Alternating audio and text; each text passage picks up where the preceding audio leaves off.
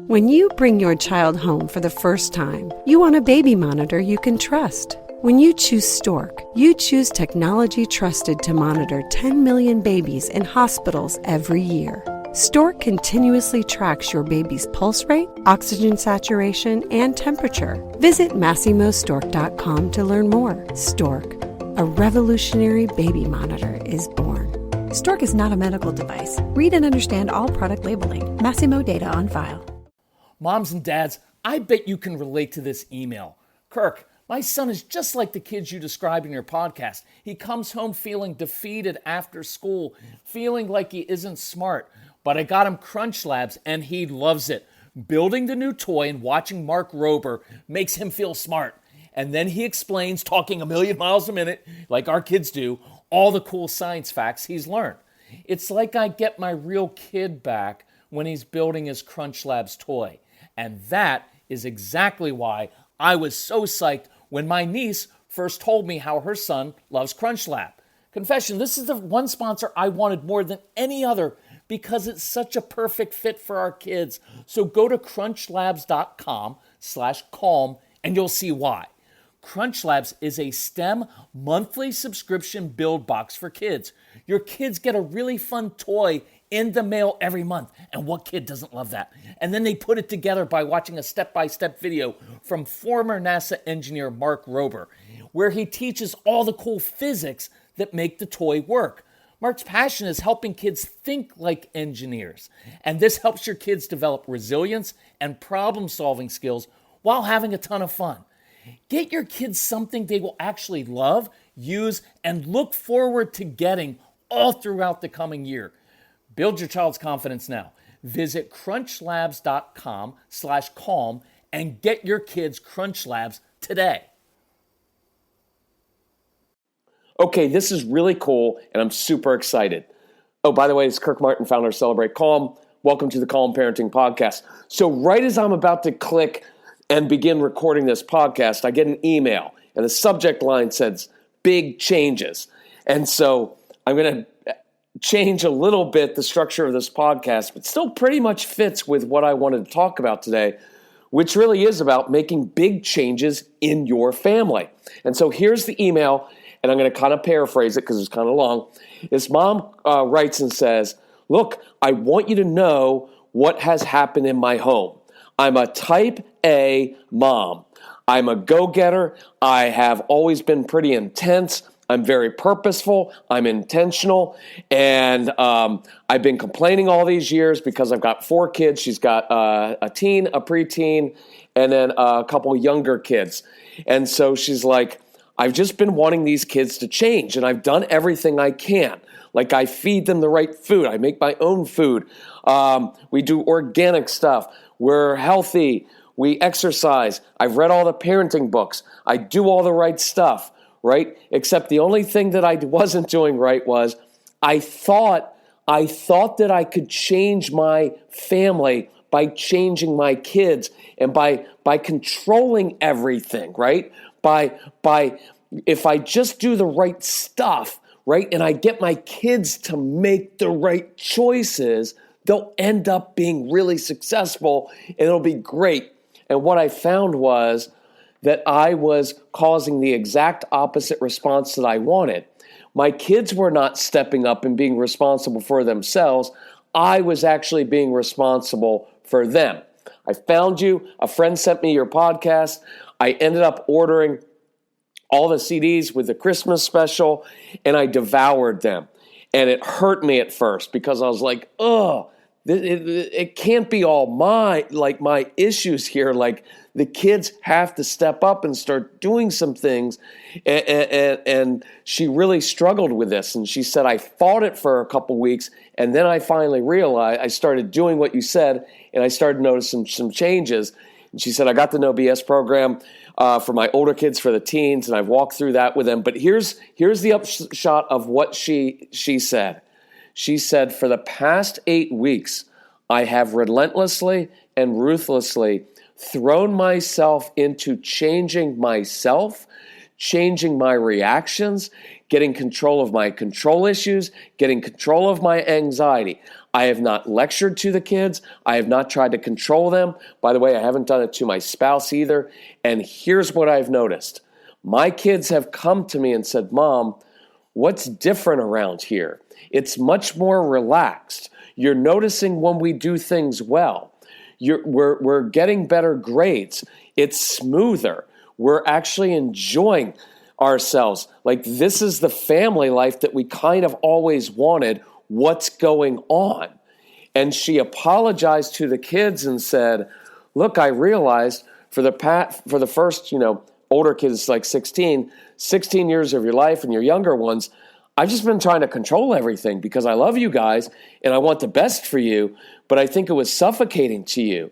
And I wasn't really giving you space. It's a big word in our big concept for us with strong-willed kids. You've got to give them space, right?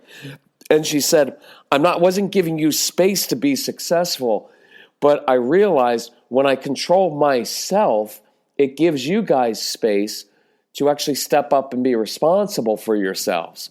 And so she changed her language toward her kids, and she started saying to them, look, I believe you're capable of handling this, because that's one of our favorite phrases with kids.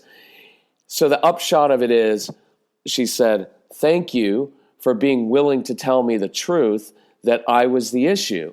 And she said, I didn't take it as any blame. There's no guilt in it. She said, it's just a fundamental truth of life that the only thing I can change from now on for the rest of my life is myself. And she said, I'm getting kind of addicted to it. I'm noticing that all of my relationships are changing, including my marriage, and it hasn't been because I've tried to change my spouse, my friends. And she said, even with my parents, I'm breaking some of those old patterns, and it's not always pleasant, but it's sure a lot less stressful than changing everybody else. That is so cool. So kudos to you, Mom. The big win for you, you've already seen it, right? Your kids are changing. They're taking care of themselves. They're getting their breakfast by themselves. They're doing their schoolwork without you standing over saying, if you would just focus, you would be done in 45 minutes instead of taking 3 hours. Like, you're seeing the fruit of this, which is awesome. So, in honor of you, I just texted Casey and I said, hey, let's have a new sale, and we'll call it the Big Changes Sale. And we're going to do it in honor of this mom because she just inspired us to say, look, it's a new year. Let's do big changes, right? Why nibble around with like little things with one area of your life? Why not change morning routine when the kids come home from school, homework time, dinner time, bath time, bedtime, sports? Why not change your marriage? Why not change it all? So here's what I wanted to talk to you about, and it kind of all plays into this. And by the way, we're going to throw that up on our website, and I think we're just going to call it the Big Changes Sale in honor of this mom and what she's done. And we're going to throw together all of the CD programs. It's like 11 or 12. I don't even know. It's a lot of them. And there are a lot of them. And it's a lot of detailed instruction, which is really, really good. Anyway, she already told you that it was good, so you can believe her. Anyway, and we'll include in that the No BS program. If you already have the CDs, we'll put back up on there the No BS program, and you get that by itself at a reduced rate as well. But anyway, here's what I want to talk about. So we just got off the road. Awesome trip. Nashville, Kansas City, up into Iowa, Michigan. Awesome. We meet so many people. So I wanted to tell you the story about 3 parents who came to the workshops and how interesting this is. First night, there, I do a little Q&A beforehand. First lady raised her hand. Up. I'm a mom of a 16-year-old. She won't wear a jacket. It's wintertime. And then she complains about being cold. How can I get her to stop complaining? And I said, do I have permission to be honest with you? She says, sure. I said, it's your issue, right? Because, look, you want your daughter to stop complaining, but here you are in front of a bunch of strangers complaining about your daughter, right? She's not going to wear a jacket, and she's not going to die, right? You don't live in Alberta. You're not, right? You're not in Canada somewhere. And even for my Canadian friends, your kids aren't going to die either, right? They're not going to wear their jacket. Just please let that go. Please let it go. Half your kids listening to this, they're going to wake up in the morning in the winter and want to wear shorts to school. and they're not going to die. And they're not going to wear their jacket. And if they get cold at the bus stop, they'll steal another child's jacket. And then you can just tell them at the end of the day, hey, that's called being resourceful. Well done, my friend. They're not going to die. They don't want to wear their jacket. I don't want to wear my jacket. Why? It's too confining, and they'll end up losing it, and you'll yell at them for losing it and leaving it at school or someplace else. So stop worrying. They're not going to die. If you're honest, what you'll admit is the real issue is you're worried because you think that the other parents and teachers are going to judge you for sending your child to school with shorts on or no jacket in the winter, and that's your issue because that's an embarrassment. Totally your issue, right? And I asked this mom, I said, look, I'm not just being tough on you, but you've got to relax because, look, you're all stressed out over something you don't need to be stressed out over. She's 16. She hasn't died to date from this. She's not going to die now. So just let it go. Well, what about her complaining? Well, what about your complaining? You're sitting here complaining. There's no need to complain. You have a 16-year-old daughter who takes care of herself and she knows what to do. So go home. And my challenge for her was go home and apologize to your daughter for creating needless power struggles that don't need to exist. And instead, look at your daughter and say, you know what I love about you? That you don't do things the way everybody else does it. You know what I love about you is you've got your own mind and you want to do these things and you'll own it, but stop letting her complaining bother you. So if she complains, she complains. Why does that have to ruin your day, right? That's entirely your issue because you're allowing her mood to determine your mood. You're giving her complete power over your emotions just because she's complaining a little bit, right? When she gets tired of being cold, she'll put on her jacket. She probably won't. So don't worry. You know the sad thing about this mom the whole night, and I really have a heart for people like this because it's really, really hard. And I knew that was just the tip of the iceberg, right? That's not the only power struggle. And I was like, you've got to accept your daughter on a deep, deep level, right? And that's part of what that No BS program goes through is accepting your kids on a very deep level. I'm not talking about loving your kids. That's pretty easy. If you don't love your kids, then you're probably not listening to this podcast, right? So everybody loves their kids. We don't always like them, and we don't always accept them as they are. And I will tell you that's a huge thing here, because if you don't accept your child, look, many of your kids are just very opposite of you, or they're just like you. And you've got to learn to accept them as they are.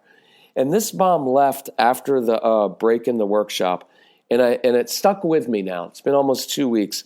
I'm profoundly sad because I could tell kind of by her body posture and the tone of voice and just the way she kept interacting that she wasn't really getting this. She came to the workshop because she wanted me to tell her how she could change her daughter. And that's not my message to her. My message was, if you will change and accept your daughter, you can enjoy your daughter as she is. And so tomorrow morning, instead of it being a power struggle and endless lectures over everything, you could actually enjoy that daughter. And when she wakes up tomorrow morning, say, you know what? I wish I was a little bit more like you.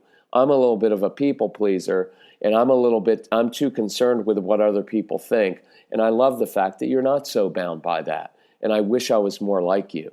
See, now your daughter's going to go off to school after hearing from her mother that her mother wishes she was more like her. You don't think that's going to change her day and change that whole relationship? But again, that comes down to you changing your attitude instead of changing someone else.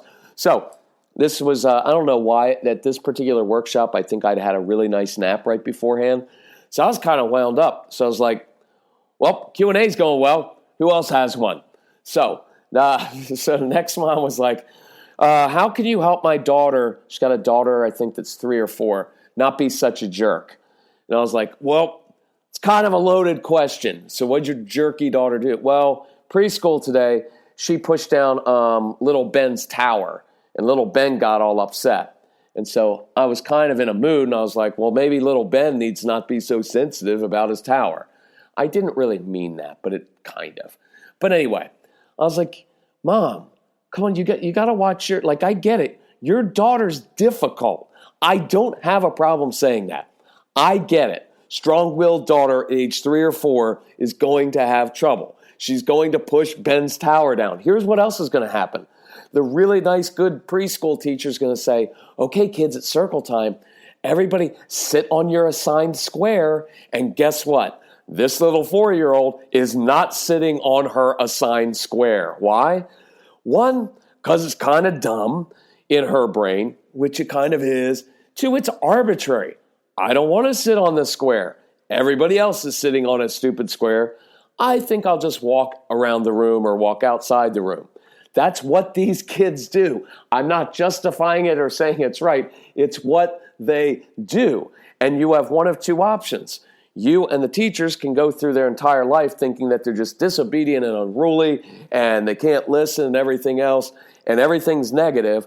Or you can look at it and say, I've got a really bright little 4-year-old and she's just not going to follow directions that well because when she wakes up in the morning, she's got an agenda. She's got stuff that she sees inside her brain for the time she wakes up, and she's goal-oriented, and she's driven, and she's persistent, and she's going to get that stuff done. Like your little boys who see things in their brains, little Lego projects, and they're going to get that thing built one way or another, right? And so, again, not saying it's right or wrong, it's the way they're made. And I can either work with that or I can work against it and crush their spirit for their entire childhood and get them to shut down so that when they're teenagers, they won't listen to you and they won't do their homework or anything else. Or I can use that with that little girl and say, okay, I've got a bright kid who knows what she wants. Let me channel that energy. Let me, look, so I kind of redirected the mom. I'm like, look, I just encourage you, don't assign motives, right? Does your daughter do jerky stuff? Of course. But so do you and I all the time. But it's not just that we're always jerks. It could be a number of different things, right? By the way, watch that thing that you say about your kids, like they're lazy. I guarantee you most of the time they're not lazy. They're just not motivated. They're not motivated to do the same things that you want them to do, right? But with this little girl, what was going on when she pushed down little Ben's tower? One, she probably wanted the reaction. It's kind of cool to see stuff come crashing down. You learn from that. How do things fall? What does it sound like? What does it look like? That's what kids are supposed to do when they're 3 and 4 and 5 and 6 and 7 and 8, right? So she probably wanted to see the reaction from little Ben. And guess what she learned? Ben can't take it when things don't go his way either, right? So look, we all get, watch, this is kind of cool. We all get on this little girl because she's a jerk and she pushed down Ben's tower because she didn't get what she wanted. Well, Ben started to melt down too because someone came and pushed down his tower. I get it. I'd be upset too. Spent some time building that tower, and I would assume they may have dropped gloves right there and had a little fight, right? That's what little kids do. And like, I get it. But Ben's not perfect in this situation, right? Someone's going to come along in life and push your tower down every day. It's probably called your spouse or your boss or a politician or someone in traffic or your kids. They're going to push your proverbial tower down. All those things that you've been working on, and all of a sudden it comes crashing down. So how are you going to react to that? So she learned pretty quickly. That gets Ben's, pushes his buttons. Think I'll do that more. Could be a sensory component to it. She likes the feel of pushing on things. She liked the feel of that coming crashing down, right? Don't underestimate the sensory needs your kids have, and that's why I want them getting their sensory needs met before they go to school every day. Or during school, we train teachers how to do this right in the middle of class. It's cool. So contact Casey, Casey, at celebratecalm.com, and we'll about doing teacher training, parent training. He does school assemblies. If you need help with our products, if you need help financially, contact Casey. He's extremely helpful, and he was way worse than your kids, so it'll encourage you. She was experimenting with how this works. I push here, stuff comes down. Who knows? She may have been anxious. She may have been frustrated. And that's a negative way for her to deal with that. But at least I know instead of being a jerky kid, I've got a really frustrated kid. So instead of being frustrated, I can show her in different ways. And she may have been bored. That's probably likely. So what do we do with boredom? Well, we start making things a challenge for her because she's 4, but she's probably going on 14. So I'm not going to treat her like a 4-year-old because she's going to be bored to tears and just keep pushing down Ben's tower. But if I make things a challenge for her, if I motivate that brain by giving her very purposeful, specific missions, things she has to focus on, and I create successes, and I begin giving my intensity to her when she makes good choices and when she does things well, right? Instead of just giving intensity when she doesn't sit still, when she puts people's things down. Because look, this girl's day can be entirely different based on how the mom and teacher look at her. Because if you look at her as she's just a little jerk who lives to make people's life miserable, well then just be negative all the time, and guess what? She'll live down to the negativity. And you know what happens with teenagers at this point? And if you get a dad who will not affirm his kids and everything's negative and all he ever does is lecture and point out all the things they do wrong, guess what your teenager's going to do? He's going to shut down, and he's going to start to fail, and he won't do his stuff. And you know what he's really saying inside? He's saying, you know what, Dad? You said I was a loser, basically, my whole life. You've never been happy with me. So guess what? I'm lazy. I'm not going to do anything. So guess what? You thought I was a loser? Here you go. I'm a loser. What are you going to do now? And you know what it is? It's a big F you right at the parents when they do that. And I don't blame the kid for doing that. Now, would I prefer that the child learn how to say, Mother, Father, I'm suffocating under the weight of your false expectations? And it feels like nothing I do is ever good enough? Of course I want him to be able to say that. But how are you going to expect your teenager to do that if you can't even own your own stuff? Do you know what I mean? So I'm not expecting the child to be defiant, but it doesn't surprise me that a teenager would shut down and basically as an FU back at his dad or parents just begin to shut down because that's all they emotionally need to know, because that's probably what they've been emotionally taught in the home. And that's why the No BS program, if you don't have it and you've got older kids, you must go through it to rebuild that relationship. It's going to take more than like, hey, sorry about that for the first 13 years. Let's be friends now. It doesn't work that way, right? You're going to have to rebuild from the ground up and accept that child on a deep, deep level. It's going to change you as a human being. And you know what you're going to find is you'll begin accepting other people much more. My son opened up a whole new world to me. My son, because he was so difficult and it caused me to change, opened up my entire spiritual life changed because of my son, because I came face to face with all of my own issues and continue to do so. And I learned to change and see people in a completely different way. And it changed me spiritually in ways that I can't even explain at times. And it was through my son that happened. Because we mentioned that in the past couple podcasts. That's why we have relationships, because they're about transformation and they will change who you are. And so, look, these two examples, I got to change the way I look at the 16-year-old and I'm changing the way I look at the 4-year-old. Is that right? And so final one was, this was in Michigan. And so this mom's like, oh, by the way, with that 4-year-old, that mom, that one, same night as the mom with the jacket story, she stayed there the whole time, came up at the end and she said, you know, I came here thinking I just needed to change my daughter. And now I feel hopeful because I know I can't change someone else, but I know that I can change my perspective. And you just gave me an entirely different way to look at my daughter from a negative perspective, which was based on my own fear, my own anxiety over her, my own way of doing things. And you now have enabled me to see my daughter through a completely different prism. And now I can teach other people to see my daughter like that. And now I have hope that I can actually enjoy my daughter's childhood, even though she is difficult. See, that's a beautiful thing. Nobody's discounting the fact that your kids are extremely challenging. I'm not discounting that at all.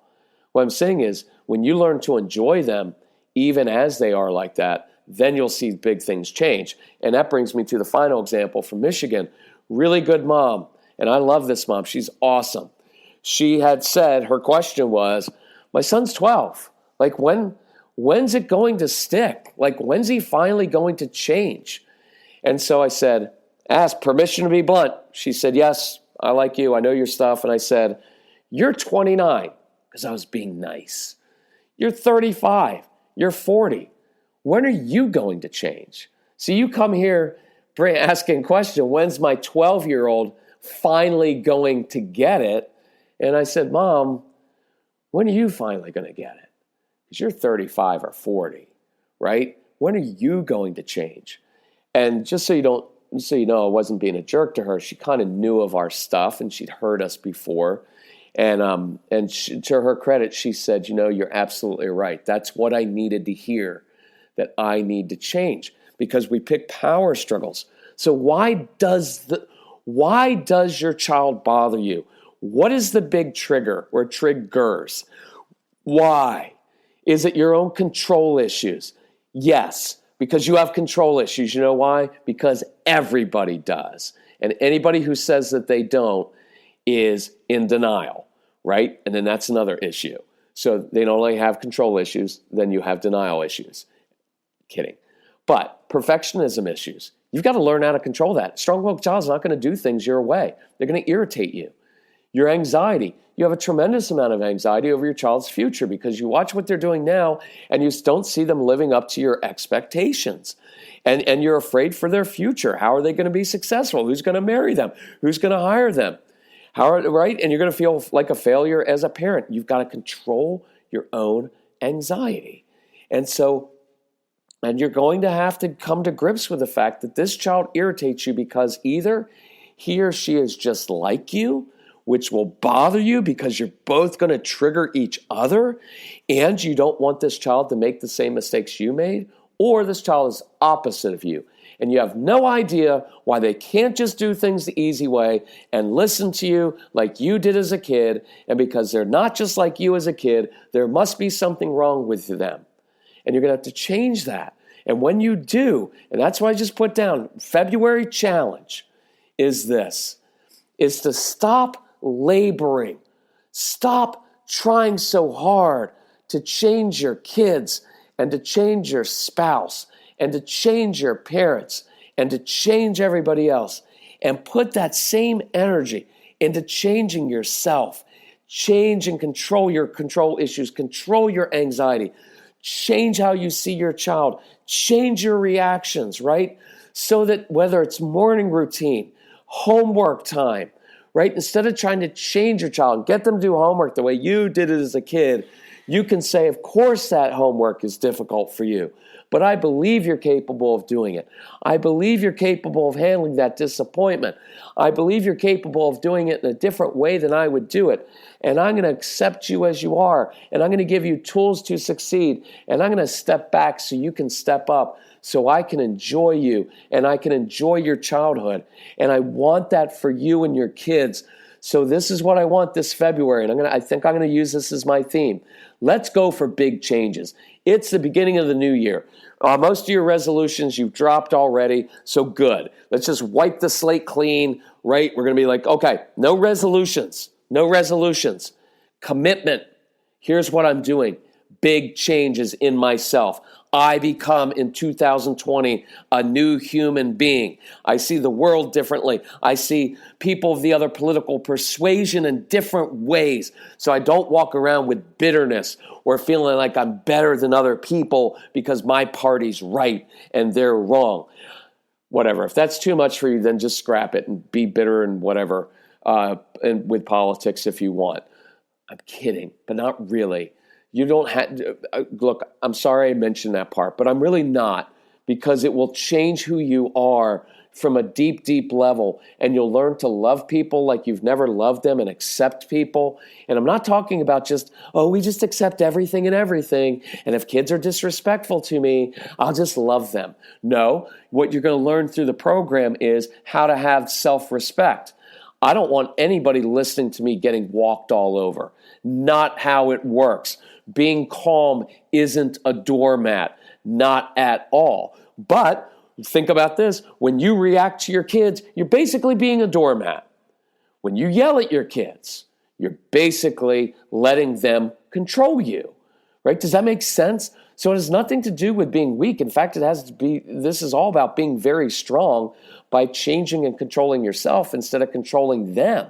So you don't have to be a doormat at all, but just realize those of you who kind of yell and scream and demand all the time, you're a doormat when you're doing that. You know why? Because your child's in complete control of you, right? I want you to be in control of yourself, because that's confidence and strength, and your kids will feed off of that, and they'll learn how to be like that themselves, And now you get to change yourself. And even better than that, you change your family for generations, so that when your kids are your age, they don't have to go through the same process as you have had to go through of changing, because you changed it and you broke the pattern yourself. That's cool. So, CelebrateCalm.com. Look for the Big Changes sale. It's a really good sale. And even if it wasn't on sale, it would be worth it. Why? Because you're going to spend hundreds and thousands of dollars on all kinds of therapy that hasn't worked, or testing that doesn't necessarily always need to be done, and all kinds of other stuff that you buy because you're depressed or you buy for your kids. Look, you're going to learn in the programs. I don't believe in buying your kids a lot of stuff. They want experiences. So this program, if I was really sell it the right way, I'd say, you invest in this program, it'll save you money on all kinds of things, right? Because you won't, especially single moms, you're not going to go out and because you feel guilty about the divorce and everything, you buy your kids way too much stuff, right? It will save you money in that sense of, anyway, I'll leave it at that. But if we can help you in any way, let's do it. Let's do it this February. Email my son Casey, CASEY, at CelebrateCalm.com. Ask him a question. Ask for help financially. Ask him to put the right package for your family. Ask him how he can you can book us so we can come to your city, so we can do a live Q&A, and I can be really tough on you in front of other people. I'm kidding. But it was fun that night. We had a great night that night when I was tough with people, because they end up changing. So kudos to this mom who is responsible for the big sale. Thanks for changing yourself. I hope I get 1,000 more emails like that from people who are doing it. As you walk through the program, when you have trouble with your triggers, email me and say, here's my trigger. Here's what I'm struggling with, right? And we'll work through it. Anyway, thank you all very much. Talk to you later. Bye-bye.